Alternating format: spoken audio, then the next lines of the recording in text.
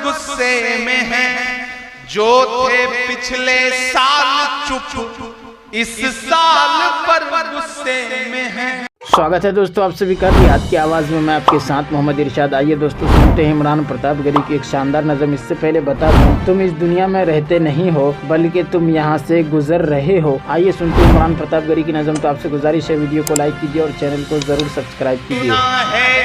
बेटियों के हाल पर गुस्से में हैं, जो थे पिछले साल चुप इस साल पर गुस्से में हैं, जो थे पिछले साल चुप इस साल पर गुस्से में हैं, जिनको हमदर्दी रही बिल्किस के रेपिस्ट से, यहाँ से वहां तक, जिनको हमदर्दी रही बिल्किस के रेपिस्ट से, मणिपुर पर चुप थे और बंगाल पर गुस्से में हैं।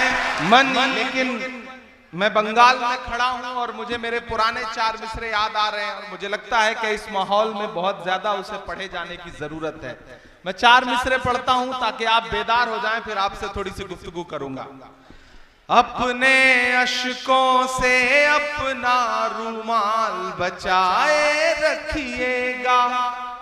क्या ये वही शिवपुर के लोग हैं जिन्हें मैं 5 साल पहले छोड़ के गया था? मुझे ये भी देखना है कि अपने अश्कों से अपना रूमाल बचाए रखिएगा, प्यार मोहब्बत वाले सब आमाल बचाए रखिएगा, बोलाशों को नींव में रख कर कुर्सी पाना चाह रहे। आप पहुंचिएगा वहां तक जहां मैं आपको पहुंचाना चाहता हूं कि बोलाशों को नींव में रख कर कुर्सी पाना चाह रहे, आप दरिंदों से अपना बंगाल बचाए रखिएगा, आप दरिंदों से अपना बंगाल बचाए रखिएगा। शिवपुर वालों, मैं जानता हूं ये जो जगह है ये मोहब्बतों की जगह है। ये शिवपुर जो हावड़ा है, यहां सारे लोग मिलजुल के रहते हैं, लेकिन जब जब टीवी चैनल देखो तब ऐसा लगता है जैसे पूरा शहर सुलग रहा हो। कभी कभी मैं सोचता हूं कि जब मैं टीवी चैनलों पे बंगाल की, शिवपुर की, हावड़ा की, कलकत्ता की खबरें देखता हूं तो मैं अपने यहाँ के साथियों को, सबा इस्माइल साहब को फोन लगाता हूं कि क्या बंगाल में सच में ऐसा कुछ हो रहा है? तो वो बताते हैं भाई हमें तो पता ही नहीं, हम तो यहाँ बैठे हुए हैं, हमें भी टीवी चैनल पे दिखाई पड़ रहा है, यहाँ तो ऐसा कोई मामला नहीं। जबकि बंगाल बहुत मोहब्बतों का शहर है। मैं 4 मिसरे और पढ़ता हूं। आप दरिंदों से अपना बंगाल बचाए रखिएगा, के चाहत वाले सारे मौसम साथ मनाता है बंगाल, चाहत वाले सारे मौसम साथ मनाता है बंगाल, चाहे खुशियां हो या मातम साथ मनाता है बंगाल, नफरत वालों कर दे। आइए दोस्तों नज़म सुनने के बाद निदाए मिंबर मेहराब किताब से सुनते हैं हसद। इख्तिलाफ का तीसरा सबब हसद है। किसी के मर्तबे, इज़्ज़त, शोहरत और ज़ुकावत व ज़िहानत को देख कर जलना और फिर उसके साथ खामखा इख्तिलाफ शुरू कर देना। इसके मदरसा में तलबा ज़्यादा हैं, मेरे यहाँ क्यों नहीं?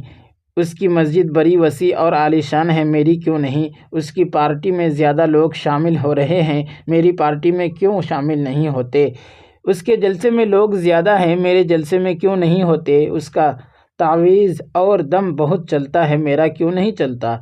ये छोटी छोटी बातें हैं जो हसद का सबब बनती हैं। वैसे भी पता नहीं ये क्या वजह है कि हसद का मर्ज़ हमारी बिरादरी यानी मौलवियों में बहुत ज़्यादा होता है। कहते हैं कि शैतान गधों पर बोरियां लाद कर कहीं जा रहा था, रास्ते में किसी ने उसे देख लिया तो उससे पूछा कि इन बोरियों में क्या है? शैतान ने जवाब दिया, एक बोरी میں غیبتیں اور چغلیاں ہیں، یہ میں عورتوں میں تقسیم کروں گا۔ دوسری بوری میں ہوس اور بخل ہیں، یہ مالداروں میں تقسیم کروں گا۔ تیسری بوری میں اسراف اور تبذیر ہے، یہ کنگلوں اور غریبوں میں تقسیم کروں گا۔ چوتھی بوری میں جھوٹ، فریب اور وعدہ خلافی ہے، یہ بادشاہوں میں تقسیم کروں گا۔ پانچویں بوری میں حسد ہے، یہ مولویوں میں تقسیم کروں گا۔ حالانکہ حسد وہ بیماری ہے جس کے بارے میں رسول اللہ صلی اللہ علیہ وسلم فرماتے ہیں کہ حسد نیکیوں کو اس طرح کھا جاتا ہے جس طرح آگ سوکھی لکڑیوں کو جلا ڈالتی ہے۔ حافظ سید وارث علی شاہ صاحب سے کسی نے پوچھا کہ 73 فرقوں میں ناجی فرقہ کون ہے؟ تو آپ نے فرمایا جس میں حسد نہ ہو، اور حسد کے 72 عدد نکلتے ہیں۔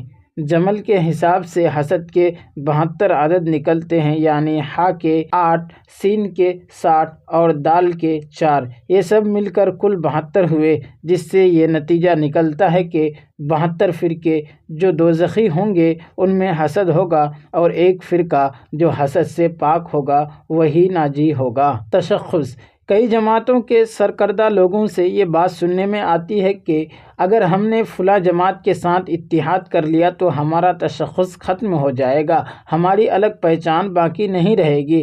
اس تشخص اور ممتاز نظر آنے کے جذبے نے امت کو چھوٹی چھوٹی ٹکڑیوں میں تقسیم کر رکھا ہے۔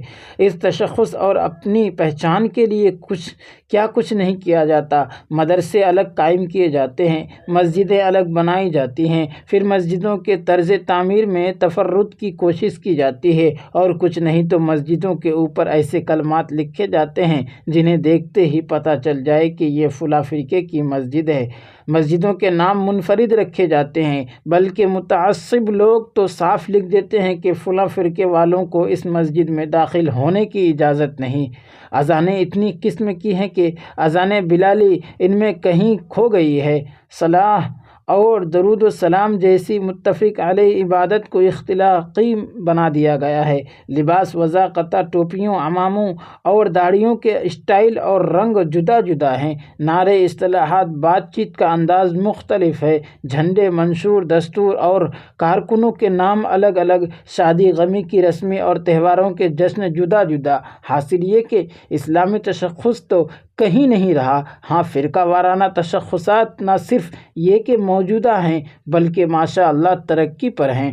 حرم پاک بھی، اللہ بھی، قرآن بھی ایک، کیا بڑی بات تھی ہوتے جو مسلمان بھی ایک۔ فرقہ بندی ہے کہیں اور کہیں ذاتیں ہیں، کیا زمانے میں پنپنے کی یہی باتیں ہیں۔ دوستو، ویڈیو کے آخر میں آپ سے گزارش ہے، اگر ویڈیو پسند آئی ہو تو ویڈیو کو لائک کیجیے اور چینل کو ضرور سبسکرائب کیجیے۔